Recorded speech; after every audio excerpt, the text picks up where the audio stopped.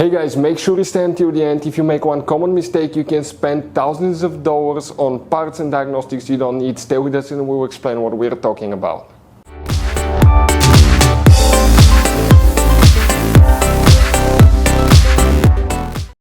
Hey guys, welcome back to Auto Repair guys. Thank you guys for watching and subscribing to the channel. Today will be super helpful video to any of you having a Toyota Sienna.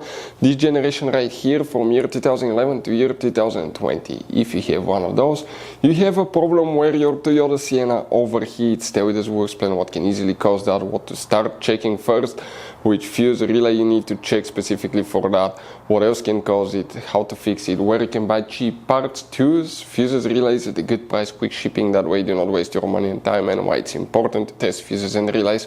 All that guys will be covered absolutely free for your convenience. Make sure you stay until the end. So before we start, let us tell you a little bit about us guys. Every single car we get here at the garage, we try to make at least 200 to 300 free repair videos. We take things completely apart, we show you guys how to do electrical, mechanical, bodywork, a little bit of everything guys.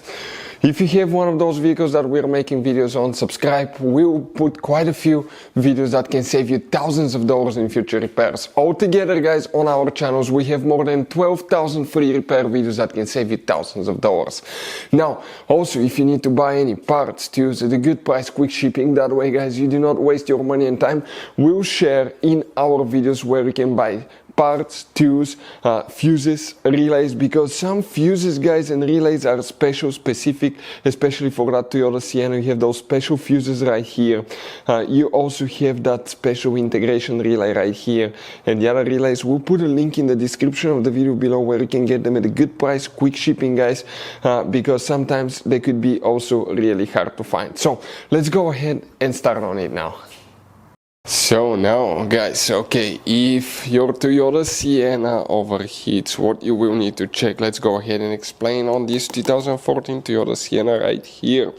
Now, you guys have two different fuse boxes in that car and they will be working okay in just one. That's directly under the hood. Go ahead, open the hood, facing the engine on the right side. You have a cover right here on the right side. Open that cover and you will find a fuse box layout that will look just like this one here. Now, before we guys continue, let's explain quickly why it's important to always test fuses and relays.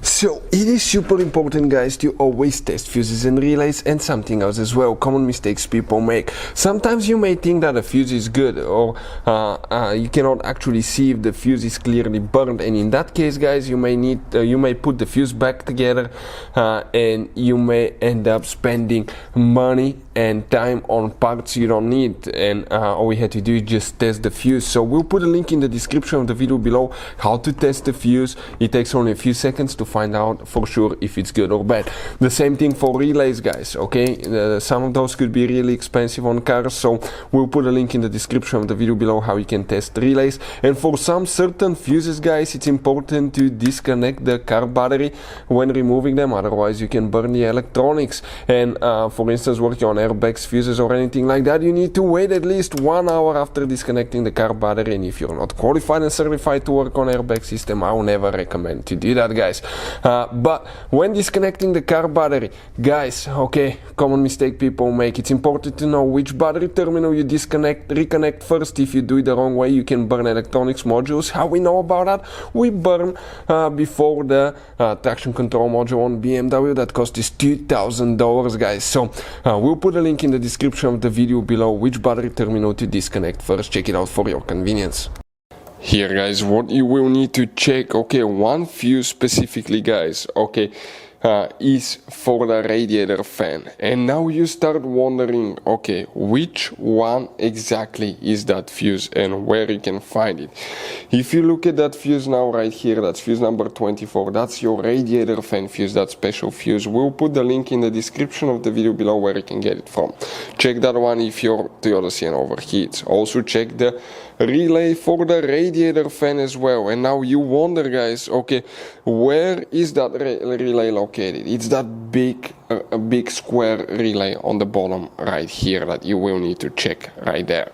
Now if the car still overheats, what you need to check, always check your coolant level, but do that in the morning before driving the car. Let it sit overnight so it's not hot, because if you open it, it's hot, coolant can spray and burn you. It's under pressure. If having low coolant level, okay, that can cause overheating. Number 2, it could be thermostat that's malfunctioning. And next, it could be bad coolant temperature sensor.